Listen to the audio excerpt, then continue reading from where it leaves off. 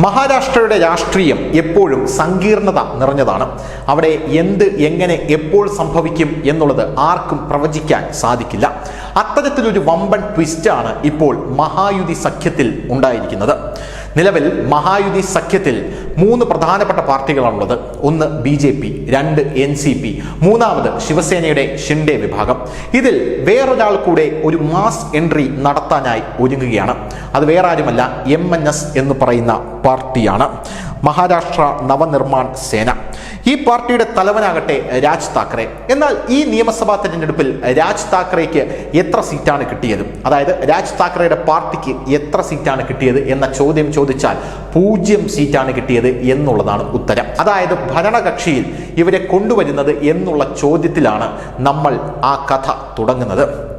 മഹാരാഷ്ട്രയിൽ മഹായുതി സർക്കാരിലേക്ക് MNS എന്ന് പറയുന്ന പാർട്ടി വരുമ്പോൾ അതിൽ ഒരുപാട് രാഷ്ട്രീയ മാനങ്ങളുണ്ട്.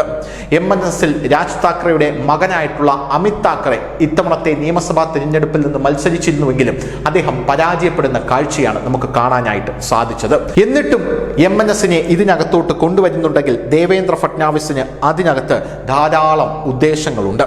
മുഖ്യമന്ത്രി ദേവേന്ദ്ര ഫട്നാവിസിന് രാജ് താക്കറെയുമായി അടുത്ത ബന്ധമാണ് എന്നുള്ളത് കൊണ്ടാണ് അദ്ദേഹത്തെ ഇങ്ങോട്ടേക്ക് കൊണ്ടുവരുന്നത് എന്ന് പല ആൾക്കാരും പറഞ്ഞു പരത്തുന്നുണ്ട്. പക്ഷേ അത് മാത്രമല്ല അതിൻ്റെ കാരണം. ആ ബന്ധം ദേവേന്ദ്ര ഫട്നാവിസ് മുതലെടുക്കാനാണ് അദ്ദേഹത്തെ ഇങ്ങോട്ടേക്ക് കൈപിടിച്ച് കയറ്റുന്നത്. BJP ശിവസേനയെ ദുർബലപ്പെടുത്തിയിട്ടുണ്ട്. ശിവസേന ഇപ്പോൾ 2ആയി പിരിഞ്ഞിട്ടുണ്ട്, ഉദ്ധവ് വിഭാഗവും ഷിൻഡെ വിഭാഗവും.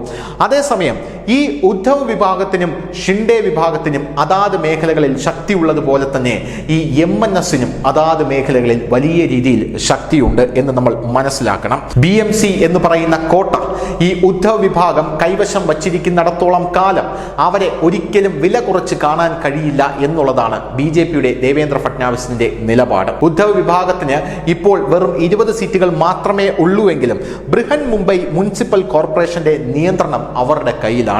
ഇത് ചെറിയ ഒരു കാര്യമല്ല.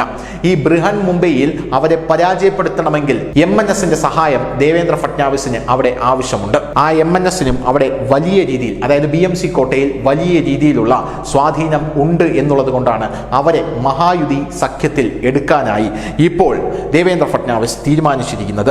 എന്നാൽ ഇതിനെ എതിർക്കുന്ന ഒരു വലിയ വിഭാഗവും ഇതിനകത്തുണ്ട് എന്നുള്ളതാണ് വേറെ പ്രധാനപ്പെട്ട ഒരു കാര്യമെന്ന് പറയുന്നത്.